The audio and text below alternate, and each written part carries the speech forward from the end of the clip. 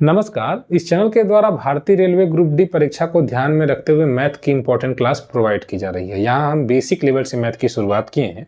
जो अभ्यर्थी पढ़ने में बिल्कुल कमजोर हैं, जिन्हें गणित बिल्कुल समझ में नहीं आती है, उनको ध्यान में रखकर इस चैनल के द्वारा वीडियो बनाई जा रही है।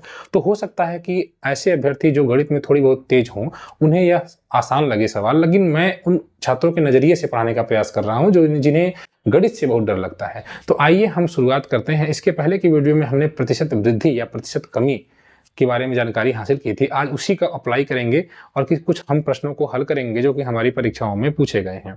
अगर आप रेलवे की तैयारी करते हैं तो निश्चित ही आपके लिए यह वीडियो बेनिफिशियल होगा, क्योंकि हम जो सीरीज चला रहे हैं इसमें हम प्रीवियस ईयर प्रश्नों के माध्यम से आपको आपके अंदर कंसेप्ट डेवलप कर रहे हैं और हम प्रश्नों को हल करने का प्रयास कर रहे हैं, जो शॉर्टेस्ट वे है उस माध्यम से। तो आइए हम आज का पहला सवाल देखते हैं। कहा गया है कि 1400 रुपये में खरीदी गई एक वस्तु को 15% की हानि पर बेचा जाता है। अब आपको विक्रय मूल्य ज्ञात करना है। तो देखिएगा, कोई वस्तु 1400 रुपये पर खरीदी गई।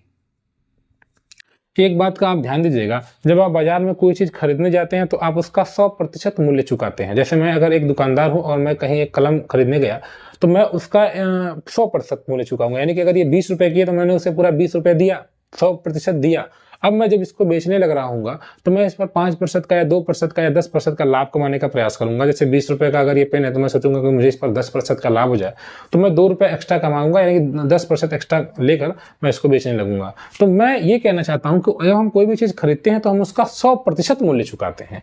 इन्होंने जो खरीदी है पेन, ये 1400 रुपये में खरीदी है कोई वस्तु दुकानदार ने, और जब ये बेच रहे हैं तो 15% की हानि पर बेच रहे हैं। सर 15% का मतलब मैंने आपको बताया 15/100, इसको कैंसिल आउट करेंगे तो 3/20 हो जाएगा। यानी कि 3/20 की हानि पर बेच रहे हैं सर, 3/20 की हानि पर बेच रहे हैं। इसका मतलब 20 रुपए की चीज 3 रुपए नुकसान से कर बेच रहे हैं, यानी इसका मतलब 20 रुपए की चीज 17 रुपए में बिक रही है सर। आपने सवाल को समझा, यानी कि उन्होंने खरीदा 20 रुपए में और बेचा 17 रुपए में, या यूनिट कहिए इसको, 20 यूनिट में और 17 यूनिट में। लेकिन जो प्रश्न में कहा गया कि 1400 रुपए में कोई वस्तु खरीदी गई है, तो हमारा तो 20 यूनिट आ रहा है, तो 20 यूनिट का मतलब 1400 यहाँ पर रिप्रेजेंट कर रहा है। तो आपको बताना सेलिंग प्राइस यानी कि 17 यूनिट किसको बताएगा। तो सर अगर 20 यूनिट 14 को बताएगा तो 1 यूनिट आप देख रहे हैं 70 को बता रहा है, और 17 यूनिट तो 17 में 70 से गुणा कर देंगे। आप देखेंगे 7 7 49 की 9, 4 हासिल 7 एकम 7 4 11, 1190 रुपये आएगा। तो आपने देखा कि ये आपका जो है क्रय मूल्य, ये आपका विक्रय मूल्य यानी कि सेलिंग प्राइस 1190 हो जाएगा। तो आपने देखा कि किस प्रकार से हमने प्रतिशत को भिन्न में बदला, और फिर उसमें चूंकि कमी हो रही है तो उसको कम किया। 20 से 3 कम हुआ तो 20 से 17 हुआ। 20 की चीज 17 में जा रही है, एक्चुअली में चीज 1400 की है, तो 20 यूनिट 1400 को बता रहा है, तो 1 यूनिट 70 को बता रहा है, तो 17 यूनिट कितने बताएगा, तो हम 70 से यहाँ पर गुणा कर देंगे और आसानी से हम इस प्रश्न का उत्तर दे देंगे। दूसरे सवाल में कहा गया है, आइए इस सवाल को देखते हैं। एक वस्तु को 2400 रुपये में बेचने पर 25% की हानि होती है। 25% का लाभ पाने के लिए विक्रय मूल्य क्या होना चाहिए। तो देखिए, वस्तु कोई भी रहेगी, हमने उसको 100% पर खरीदा, ठीक है, हमने उसको 100% पर खरीदा, और हमने क्या किया कि उस वस्तु को बेचने पर हमें 25% की हानि होती है अगर हम 2400 में बेच रहे हैं, यानी कि हमको घाटा हो गया 25% का। सर 25% का घाटा हो गया, तो हमने उसको 75% पर बेचा, और 75% कितने के बराबर है, 2400 रुपये के बराबर है। आप देख रहे हैं, ये इस प्रश्न में कहा गया है।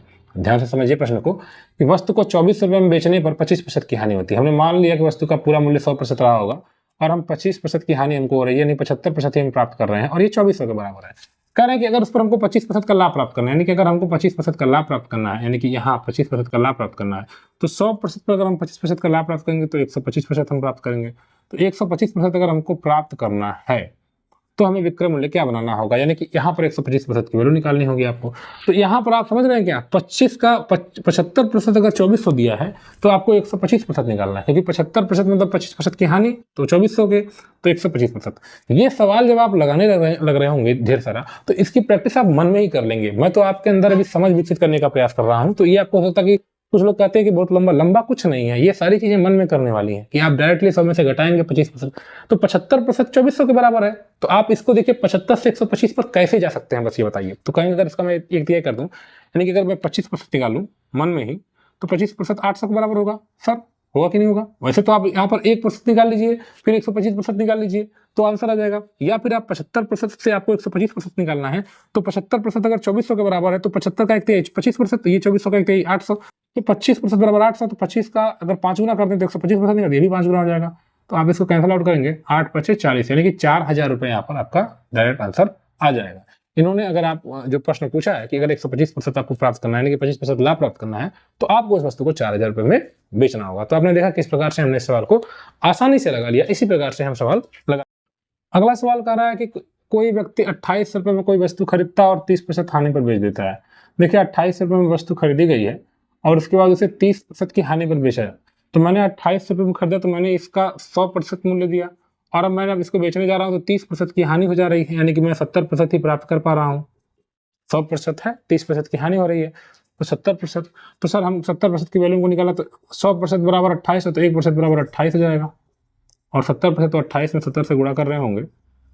7 बटे 56 की 6, 5, 7 दूनी 14, 5 19। तो हमने देखा कि हमारा जो आंसर आ रहा है वह 1960 रुपये हो रहा है। तो आपने इस प्रकार से देखा कि किस प्रकार से प्रतिशत में अगर कोई वृद्धि होती है या प्रतिशत में कमी होती है तो उसको हमने भिन्न में बदला, या डायरेक्टली प्रतिशत का ही यूज किया। और प्रतिशत के यूज करने के बाद डायरेक्टली हमने इस प्रकार से, जैसे अगर लाभ हो रहा है तो मतलब बढ़ रहा है, हानि हो रहा है तो घट रहा है, और अगर लाभ होगा तो प्लस, हानि होगा तो माइनस करते हुए हमने ऐसे सवालों को आसानी से लगा दिया। इस तरह के सवाल हमारी रेलवे की परीक्षाओं में कई बार पूछे गए हैं। तो आप इन प्रश्नों की ढेर सारी प्रैक्टिस करिए और आसानी से इस सवाल को, जब आप ढेर सारे सवाल लगाएंगे तो तेजी से लगाने लग जाएंगे, स्पीड आपकी बढ़ जाएगी। ठीक है, तो आप अगर ग्रुप डी की तैयारी करते हैं, बिल्कुल बेसिक लेवल से मैं पढ़ाने का प्रयास कर रहा हूँ, आप इस चैनल को थोड़ा सपोर्ट कर दीजिए, वीडियो को थोड़ा शेयर कर दिया करिए, ताकि कुछ कमजोर लोगों तक वीडियो, जो पढ़ने में बिल्कुल कमजोर है, क्योंकि गणित की बहुत सी वीडियो आपको मिलेंगी लेकिन वो डायरेक्टली आपको बस एक शॉर्टकट तरीके से बता देते हैं और अभ्यर्थी के अंदर कॉन्सेप्ट डेवलप नहीं हो पाता है, जिसकी वजह से बाद में कन्फ्यूज हो जाता है एग्जाम में जाकर। इसलिए जो कमजोर अभ्यर्थी हैं, जिन्हें गणित बिल्कुल नहीं आती है, वो इस चैनल से जुड़े, निश्चित ही उन्हें लाभ मिलेगा। साथ ही साथ जिन्होंने अच्छी तैयारी कर रखी है उनके लिए भी शॉर्ट वीडियो, जो प्रीवियस ईयर क्वेश्चन है, उनको हम विदिन सेकंड्स लगा रहे हैं। 10 से 15 सेकंड में हर सवाल को लगाने का तरीका आपको बता रहे हैं, आप उन्हें देखें और समझें और इस चैनल को सपोर्ट करें।